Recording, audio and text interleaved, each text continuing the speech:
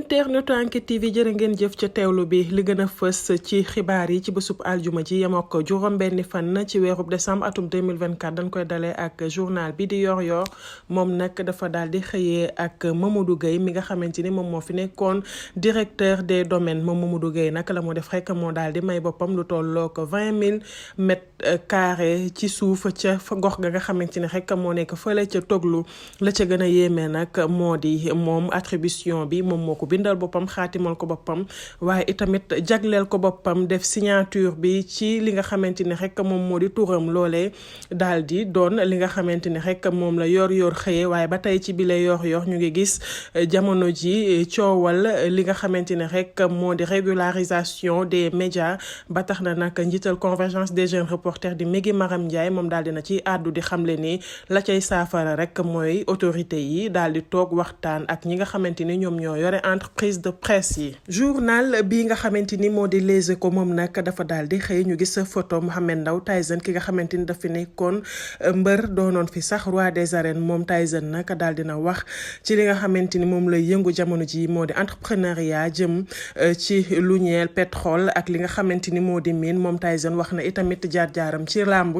ba li nga xamante ni rek séq na ko ak ki nga xam ne jamono ji moom mooy champion du monde ci MMA di Reug moom Tyson ñëwaat na ci li nga xamante ni moo di làmb nee na métier la ba nga xamante ni amul carrière waaye itamit ñu wax ci li nga xamante ni moo di révocation le maire de la ville de Dakar moom Barthélémy Dias mu mel ni jamono ji ñuy àddoo day li nga xamante ni moom moo di nekkam député ci 15e législature bi dafa daal di jëm ci loo xamante ni dafay nax saay ndaxte bu ñu sukkandikoo ba tey ci Les Échos ñu ngi xam ni dugal nañu li nga xam ne rek moom moo di lettre bi nga xam ne war nañ ko saytu ci assemblée nationale ngir daal di ko fiy jëlee tabb ki nga xamante ne nag moo di Pape Djibril Fall moom moomee moo ko war a remplacer Barthélémy nag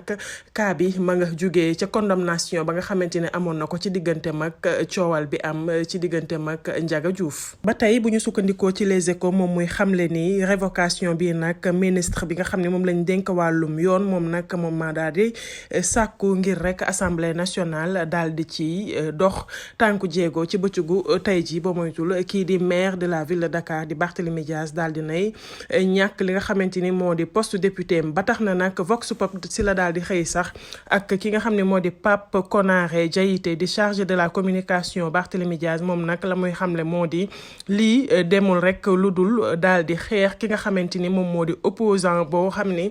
tey ji moom moo nar a jàkkaarloog Ousmane Sonko moom Pape Konaré ba tey muy xamle ni Ousmane Sonko bu nekkoon yoon rek la ñu daal di doxal kon tey doonul woon bokk ci élection législative yi wees point actu daal dina xëy wax ci ñaari bopp yi di Déthié Fall ak ki nga xamante ni moo di Boubacar Kama ñoom nag ñu daal di laajte ndax fan la seen ëllëg toll ci li nga xamante ni rek moo di gouvernance su Pastef bi ndaxte ñoom ñaar ñooñee dañoo rek sacrifier li nga xamante ni moo di seen réputation waaye nag xeexal li nga xamante ni moo di projet bi ba tax na nag ñuy sampub laaj ndax dinañu am gëdd ci bile gouvernance su Pastef dañuy daal di àddu wax ci ki nga xamante ni moo di Abdoulaye Mamadou Guissé borom Omar City moom nag daal di nañ koy placer sous mandat de dépôt moom Abdoulaye Mamadou Guissé lam daan def rek moo di xamle ni dina def ay dotation terrain